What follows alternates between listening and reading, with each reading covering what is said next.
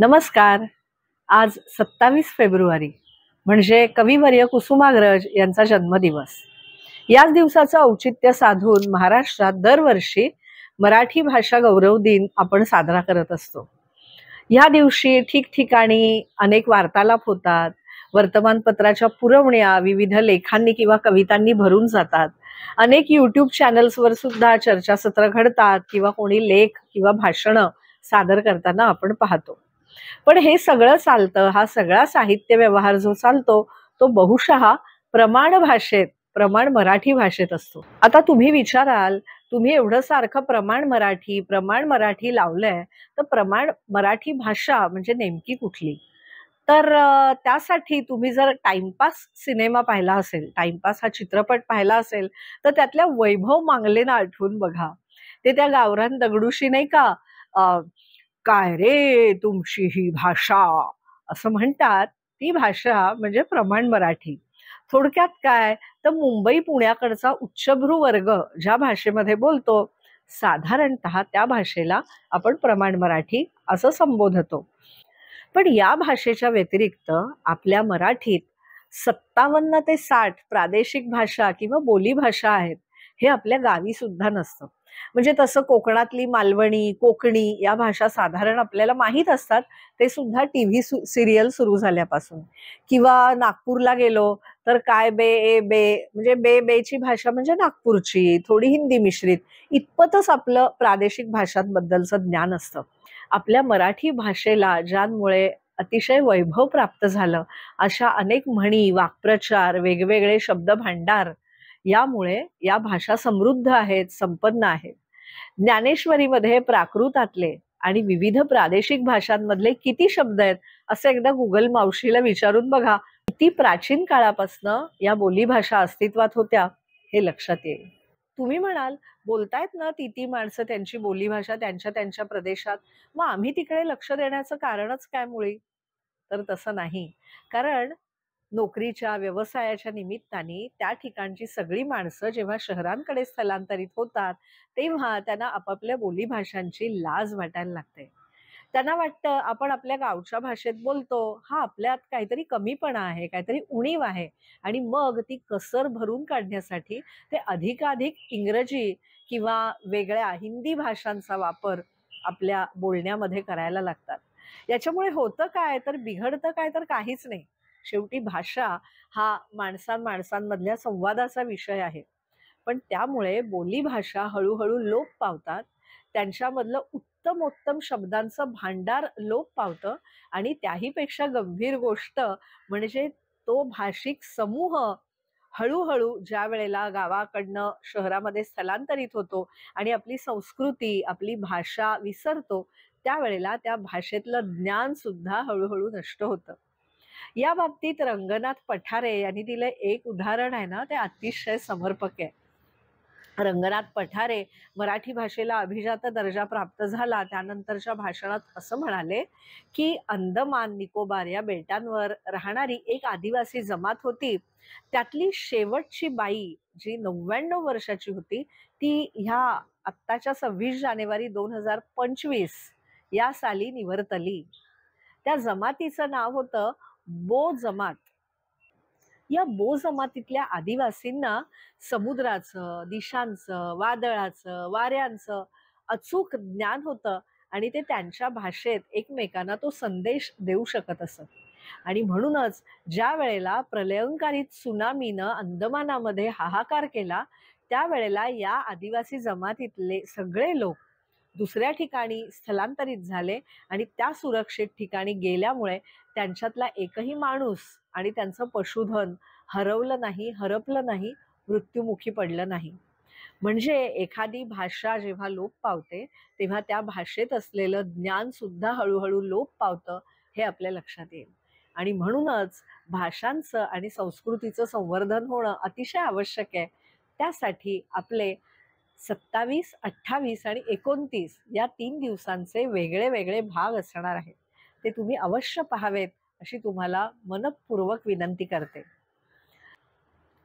नंदुरबार, धुळा, चंद्रपूर, गोंदिया, भंडारा या भागामध्ये आजही आदिवासी लोक फार मोठ्या प्रमाणात राहतात. त्यांची भाषा आणि त्यांचे विशिष्ट हेल जरी आपल्याला समजत नसले ना, तरी सुद्धा सगळ्याच प्रादेशिक भाषा काही इतक्या कठीण नाहीत. मराठीशी अतिशय साधर्म्य राखणाऱ्या अशा या भाषा आहेत. उदाहरणार्थ आपल्या जळगावची भाषा, ती मी थोड्या वेळाने तुम्हाला सांगणार आहे. हसू नका, जळगावला हे असंच बोलतात. थोड्या वेळाने मी जळगावला जाणार आहे, हे वाक्य थोड्या वेळाने मी जळगावला जाणार आहे असंच बोललं जातं. तर त्या ठिकाणची लेवा गणबोली असेल किंवा अहिराणी असेल, या अतिशय गोड भाषा आहेत. त्या गोड भाषांविषयी बोलायला आज आपल्याकडे माझी एक छान मैत्रीण आली आहे, जिचं नाव आहे मोनिका पाटील. तर थोड्या वेळाने आपण लेवा गणबोली विषयी गप्पा मारणार आहोत. पाहत रहा अर्थकथा. नमस्कार. अर्थकथा या माझ्या यूट्यूब चॅनलमध्ये तुम्हा सगळ्यांचं पुन्हा एकदा मनपूर्वक स्वागत. तुम्हाला सगळ्यांनाच माहिती आहे की नुकताच आपल्या मराठी भाषेला अभिजात भाषा असा दर्जा प्राप्त झालेला आहे.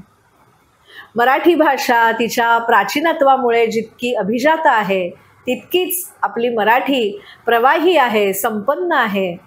विविध बोली भाषांचे अनेकविध जिवंत झरे या भाषेमध्ये येऊन सामावले आहेत आणि म्हणूनच मराठी भाषेचा हा प्रवाह, हा गंगौघ जिवंत आहे, रसरशीत आहे. मराठी भाषेवर प्रेम करणारे अनेक जण तिच्या बोली भाषांवरही तितकंच निस्सीम प्रेम करतात. आणि बोली भाषेवर प्रेम करणारी माझी एक अतिशय छान मैत्रीण आज आपल्याशी गप्पा मारायला आलेली आहे. ती राहते मुंबईतच, पण आजही ती तिच्या बोली भाषेतून बरंच काही करत असते. आपल्या बोली भाषेचा अभ्यास करावा अशी कळकळ तिला कायम लागून राहिलेली असते. आणि म्हणूनच आज आपल्या या कार्यक्रमामध्ये ती खास आपल्या भेटीसाठी आली आहे. मोनिका, तुझं खूप खूप स्वागत आहे. नमस्कार. मी आत्ताच सांगितलं की तू राहणारी मुंबईचीच, बऱ्यापैकी तू मुंबईतच राहिलेली आहेस. तसं गावाकडे तुझं फारसं राहणं झालेलं नाही, जरी निमित्ताने तू आजही जात असशील तरीही. पण मग भाषेची एवढी ओढ तुला कशी लागली आणि त्या भाषेची ओळख तू काय सांगशील हे सुरुवातीला सांग, मग आपण पुढच्या गप्पा मारू. ठीक आहे. मी मोनिका पाटील. माझं माहेर जळगावचं, म्हणजे खानदेशी. तर आमच्या खानदेशची भाषा आहे लेवा गणबोली म्हणून, जी फारशी कोणाला माहिती नाही आहे. तर त्या भाषेची आणि माझं ओळख म्हणजे मी एकदम गेले फार वर्षांमागे तर बालपणात दडलेली आहे.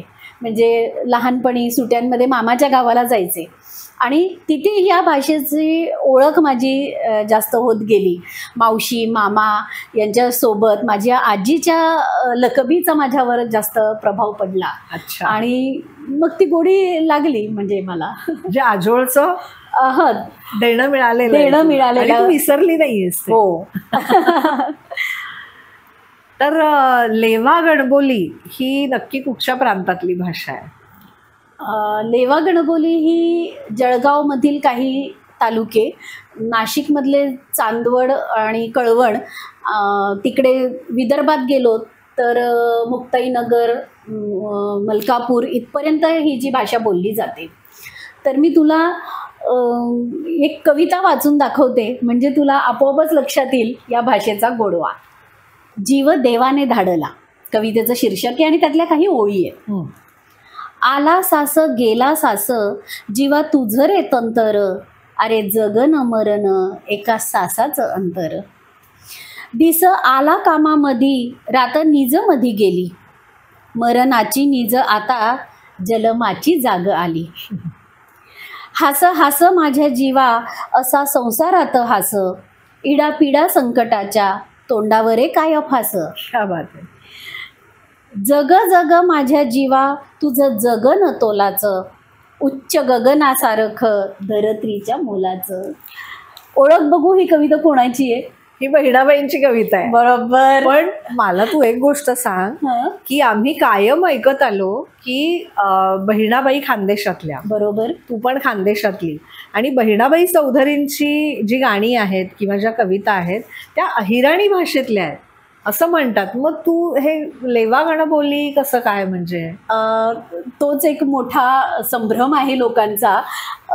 अहिराणी ही पूर्णपणे एक वेगळी भाषा आहे. हां. आणि 1952 मध्ये प्र के अत्रेंनी बहिणाबाईंचा काव्यसंग्रह प्रकाशित केला, तेव्हा ही लेवा गणबोली लोकांच्या समोर आली. तर एक खूप मोठा इतिहास या भाषेला आहे. कुठलाही इतिहास असेल, मग तो आपल्या समाजाचा असेल किंवा भाषिक इतिहास असेल, आपली संस्कृती तपासावी, आपली पाळंमुळं काय आहे ते तपासावं, ही माणसांची आदिम इच्छा असते. अगदी. तर तू आता जो इतिहास हा शब्द वापरलास, तर तुझ्या भाषिक आणि प्रादेशिक इतिहासाकडे कशी वळलीस तू? म्हणजे कसं कळलं तुला ते सगळं? एक आवड मुळात होती आणि एक पुस्तक माझ्या वाचनात आलं. हे लेवा पाटीदार समाज एक अन्वयार्थ म्हणून डॉक्टर नीरा पाटील यांनी लिहिलेलं हे पुस्तक आहे. हां. तर याच्यामध्ये तो सगळा इतिहास आणि आमचा समाज कुठून आला, तर त्याच्याबद्दल बऱ्याच आख्यायिका आहेत. पण जो पुरावे ज्या माहितीसाठी आहेत मिळालेले, ती माहिती मी तुला सांगते. की रेवा चरोतर हा एक प्रांत होता, ज्यामध्ये रेवा, भरोच, बडोदा, चंपानेर हा सगळा भाग त्या रेवा चरोतरमध्ये येतो. तर या भागामध्ये राहणारा लेवा पाटीदार समाज याला पांजणा लेवा पाटीदार म्हणून, पांजणा कुणबी म्हणून ओळखला जायचा. पावागड, चंपानेर, भरोच इकडनं हा समाज इकडे आला. हो. पांजरा कुणबी, पांजणा कुणबी. मग त्यांच्या भाषेवरती गुजराती भाषेचा कितपत संस्कार आहे? स्थलांतरणामध्ये जो समाज स्थलांतरित होतो तो आपल्या चालीरीती, आपली संस्कृती असं एकदम सोडून देत नाही. तो जिथे रुजतो तिथल्या पण चालीरीती, तिथल्या पण भाषेचे संस्कार तो आपल्यावर करून घेतो. ही भाषा, तिचं अस्तित्व हे साधारण 13व्या-14व्या शतकानंतर दिसायला लागलं. चौलुक्य वंशीय सोळंकीच्या काळानंतर. आणि हा पांजणा कुणबी किंवा लेवा पाटीदार समाज जो होता हा 11व्या शतकापासूनच स्थलांतरित होतो. आधीपासूनच आधीपासून येत होता. त्यामुळे त्याच्यावर गुजरातीचा तेवढा प्रभाव राहिला नाही. पण तरी पण काही गमतीशीर शब्द आहेत की आजही. जसं गुजरातीमध्ये आजोने, जोईले असा जो शब्द आहे तो त्यातला जो हा प्रत्यय उचलला आणि तो आमच्या गणबोलीमध्ये अगदी लेवाळाला गेलेला आहे. म्हणजे घी घेजो ना, जायजो, ई जायजो. तर हा जो प्रत्यय लागला हा त्या गुजराती भाषेमधून उचलला. जायजो म्हणजे ये. अच्छा. जायजो म्हणजे जा. डबल क्रियापद आहे. ले लो, करलो. हा सगळा मध्य भारतातला पण प्रभाव आहे की 2 क्रियापद वापरायची. म्हणजे ह्या तुमच्या गणबोलीमध्ये 2 क्रियापद बऱ्यापैकी वापरली जातात, वाक्यांमध्ये वापरली जातात असं दिसतंय ते. आणि अजून असा भाषेचा एक शब्द आहे, राजापुरी मराठीतला एक शब्द आहे बळद. हा शब्द ऐकून माहिती, बळद म्हणजे अडगळीची खोली किंवा कपाट किंवा जागा असं. तर या बळद शब्दाचं बयद होतं लेवा गणबोलीमध्ये. ळचा य होतं लेवा गणबोलीमध्ये. तर हा बयद हा शब्द पण राजापुरी मराठीतून आलेला आहे. अच्छा. ते कसं, म्हणजे त्याचं सिग्निफिकन्स काय? तिथे राजापूरचं तिकडे कसं गेलं? ब्रिटिशांनी राजापुरी कुणब्यांना तिकडे वसवलं काहीतरी. दुष्काळाच्या वेळेला ती स्थित्यंतरण आणि स्थलांतरण झालं. तसंच ब्रिटिशांचा पण शब्द आहे अगं, एक इंग्रजीतला शब्द आहे टम्लर. तर हा टम्लर हा शब्द तर इतका लेवाळ्याला गेलाय आणि तो लेवा गणबोलीत इतका छान रुजलाय. त्याचं मजेशीर उदाहरण मी तुला सांगते. टमरेल. टम्लरचं झाला टमरेल झालं त्याचं. आणि परसाकडे वापरण्यासाठी त्याचा उपयोग झाला. भाषिक गमती जमती असे सगळे, मी म्हणूनच म्हणलं की कुठलीही भाषा जर जिवंत राहायची तर त्याच्यामध्ये सगळे प्रवाह सतत मिसळत गेले पाहिजेत, तर ती जिवंत राहते. नाही तर मग त्यातला एक प्रकारचा साचलेपणा येईल, त्या भाषेचं डबकं होईल. म्हणून ही देवाणघेवाण सतत सुरू राहिली पाहिजे भाषिकाच्या. लेवा गणबोलीमध्ये असे कुठचे शब्द आहेत की जे तुमच्या भाषेतच आढळतात सहसा. आता तर सगळा संकर झालाय, बरोबर आहे, सगळे शब्द. टिपिकल ऑफ लेवा गणबोली असं काय आहे?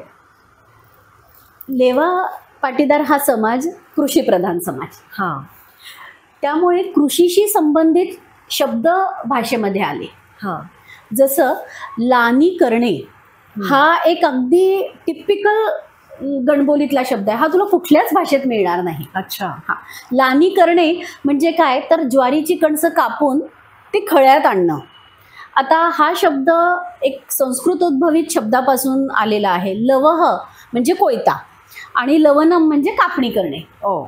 तर लानी करणे म्हणजे कणसं कापणे आणि ती खळ्यात आणणे, ती प्रोसेस. अच्छा. तर हा शब्द तुला दुसऱ्या कुठल्याच भाषेत मिळणार नाही. बाकीच्या भाषांमध्ये कापणी करणे, भात कापला असं म्हणतो आपण, पण आमच्या भाषेमध्ये तो लानी करणे हा एक अतिशय म्हणजे हा फक्त लेवाळलेला शब्द आहे. लेवाळलेला शब्द. आणखीन आहे असा एक अजून एक शब्द आहे की भानं म्हणजे उष्ट. तर भानं मोळलं म्हणजे आईने त्या बाळाचं उष्ट राहिलेला जे जेवण आहे किंवा जो काही दूध भाताचा, दूध पोळीचा जो चुरलेला काला आहे तो खाणं. तर त्याला भानं मोळणं असं म्हणतात. अजून एक कृषी संस्कृतीशी रिलेटेड एक छान शब्द सांगते. आडलावणं किंवा आळलावण म्हणजे तुम्ही एक चास धरलेला आहे, पिकाची एका चासेने एका सरळ रेषेत चालले आहात, ते झालं आळलावण. म्हणजे पेरणी म्हणते. हा, तर आळलावण झालं. आणि ते परत यू टर्न घेऊन आलं की त्याला मूळ लावण म्हणतात. म्हणजे आळलावण आणि मूळ लावण टर्न करून आलं की मूळ लावण. अच्छा. तर आता याचा संबंध कसा जोडला जातो? लग्न झालं की मुलीला माहेरी आणतात, त्याला म्हणतात आळलावण. आणि तिला पुन्हा परत पाठवतात तेव्हा तिच्या बरोबर धान्य, काही गोड वस्तू आणि असं शिधा बांधून दिला जातो, त्याला म्हणतात मूळ लावण. तर लग्नानंतर ही एक रीत आहे ज्याला म्हणतात आळलावण मूळ लावण. अच्छा. तो युटर्न आहे, पाठवायचं आणि परत आणायचं. किती सुंदर आहे म्हणजे. आणि सगळं कृषी संस्कृतीमुळे हे संबंधित शब्द आहेत. आमचा हा जो लेवा पाटीदार समाज आहे हा तापी नदीच्या किनाऱ्यावर वसला. त्यामुळे तिथली माती जी अत्यंत संपन्न अशी जमीन होती, तिथे हा समाज वाढला, रुळला आणि बागायती जमिनी या सगळ्या आहेत. तर संपन्नता आल्यामुळे दूर शेती आणि बांध लांबच्या लांब, त्यामुळे एका बांधावरून दुसऱ्या बांधापर्यंत आवाज जाण्यासाठी आमच्या भाषेचा पीच हाय आहे. खूप उंच त्याचा पीच आहे. पण आमच्या भाषेचे कोपरे मात्र तासले गेलेले आहेत आणि ते अशी अगदी मऊ मुलायम काळ्या मातीसारखी अशी छान थंडावा देणारी आणि लोण्यासारखी अशी मऊ भाषा आहे. गोड भाषा आहे ती. कोपरे टोचत नाही, टोचत नाही त्याचा कोपरा. कारण ती मला वाटतं त्या नदीच्या किनारची जी कृषी संस्कृती लढीवाळच झाली. त्या मातीसारखी, लोण्यासारखी मऊ भाषा झाली. पीच हाय जरी असला तरी सुद्धा गणबोलीमध्ये काहीतरी असं खास शालजोडीतलं असेल ना, म्हणजे म्हणी, वाक्प्रचार असं काही? हो, आहेत की. अगदी खास म्हणी आहेत. तुला एक 4-5 ऐकवते. हिंग गेला न डबळ्याले वासरा आला, उंदराले दिली चिंधी न अडी ठेवू का तडी ठेवू. अच्छा, म्हणजे चिंधी मिरवत बसला, इकडे ठेवू का तिकडे ठेवू. त्याच्यानंतर ज्वारीच्या झाडाले मक्याचे कणस, म्हणजे काही संबंधच नाही. घरची म्हणते बोवा बोवा, बाहेरची ले चोई शिवा. हे फारच. एक अजून आहे, पिशाचाचं पिंपळ गाव न भूताचं आचेगाव.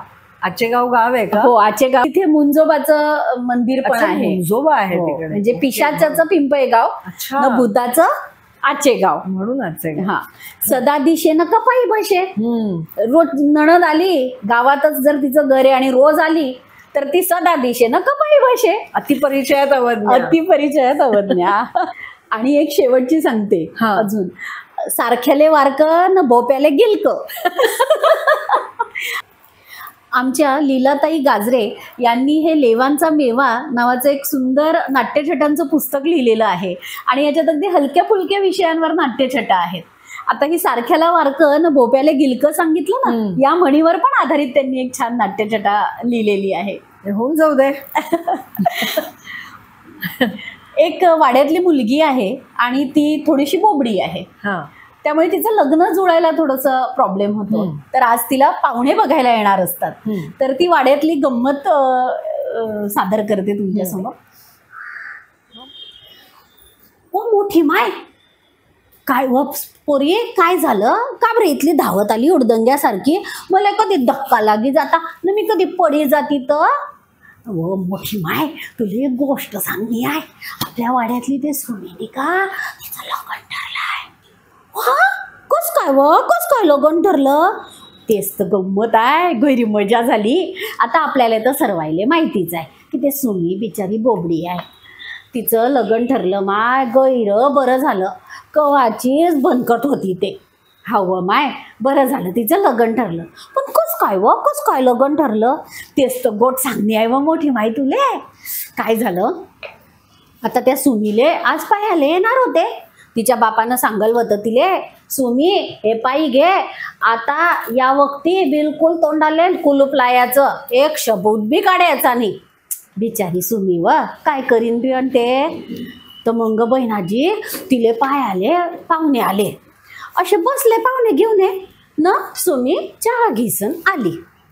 पोऱ्याले चहा दिला, पोऱ्याच्या बापाले चहा दिला न माईले चहा दिला न कोपऱ्यात जायसन. आपली सुमी बिचारी खाली मानी घालीसन उभी राहिली.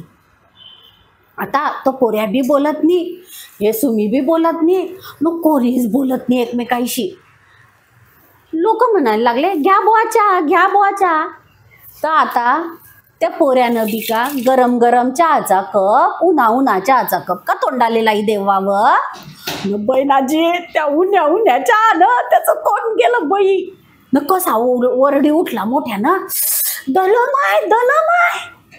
हा न सुमी म्हणते कशी त्याच्या उपर, दलमाय तर कशाले इथली धाई तलता फुती फुती प्यानं. सगळे इथले हसत माय, सगळे इथले हसत. तिचा बाप बी असे, त्या पोऱ्याचा बाप बी असे न. मग त्या पोऱ्याचा बाप कसा म्हणायला लाग गेला, बुवा हे तर गैरीत झाली मग आता. सारख्याले वारक न भोप्याले गिलक. बरं झालं माय हे सोयरीक मी गेली. बोबड्याला बोबडी मिळाली, बोबड्याला बोबडी मिळाली. मस्त मस्त मस्त. म्हणजे किती गोड भाषा आहे. त्याच्यामधले तू मगाशी म्हणालीस तसं की त्याच्यामध्ये असे कंगोरे कोपरेच नाही आहेत. मस्त वाटलं एकदम. आणि मुख्य म्हणजे खानदेशातले वेगळे वेगळे दोन भाषिक प्रवाह आमच्या लक्षात आले. चित्र आणि ह्या पुस्तकाचं चित्र. सरदार वल्लभभाई पटेल हे आमचे मूळ पुरुष म्हणजे कुलपुरुष मानले जातात. अच्छा. तर याच्यात ते सगळं चित्रण आहे. फार सुंदर चित्र काढलं आहे. अतिशय छान चित्र आहे. आणि तुझ्या निमित्ताने एक भाषिक प्रवाह आम्हाला सगळ्यांना समजून घेता आला. आपण असंच भेटत राहू. वेगळ्या वेगळ्या प्रादेशिक भाषा ज्यांना बोलता येतात अशा मित्रमैत्रिणींना आपण इथे बोलवत राहू. आणि मोनिका, आज तू इथे आलीस म्हणून खूप खूप खूप तुझे आभार मानते. आणि अशीच परत परत येत राहा, असंच नवीन नवीन काहीतरी करत राहू. नमस्कार. धन्यवाद. आपल्या मराठी भाषेतल्या कोणकोणत्या बोलीभाषा तुम्हाला अवगत आहेत किंवा तुम्ही ऐकल्या आहेत हे कमेंट बॉक्समध्ये कमेंट करून मला नक्की सांगा. बोलीभाषांमधले वेगवेगळे शब्द तुम्हाला ठाऊक असतील तर ते देखील इथे कळवायला मला विसरू नका. आपल्या मराठी भाषेचा प्रचार आणि प्रसार व्हावा, जास्तीत जास्त लोकांनी मराठी भाषा बोलत राहिली पाहिजे, यासाठी हा माझा छोटासा प्रयत्न आहे. तो जर तुम्हाला आवडत असेल तर माझं चॅनल नक्की सबस्क्राईब करा. हा व्हिडिओ अधिकाधिक लोकांपर्यंत शेअर करा. आणि हो, कमेंट बॉक्समध्ये तसं मला कळवायला विसरू नका. धन्यवाद.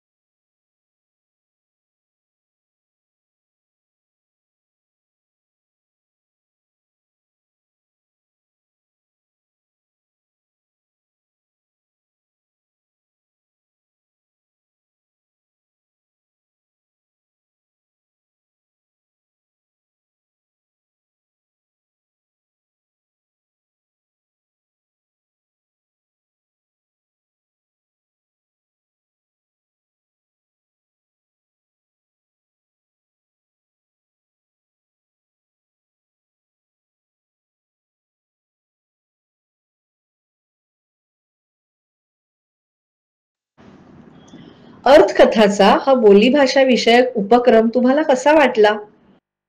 हा अनोखा उपक्रम तुम्हाला जर आवडला असेल तर लाईक नक्की करा. अधिकाधिक लोकांना त्याची लिंक शेअर करा आणि हो, माझं चॅनल सबस्क्राईब करायला अजिबात विसरू नका. पाहत रहा अर्थकथा. धन्यवाद.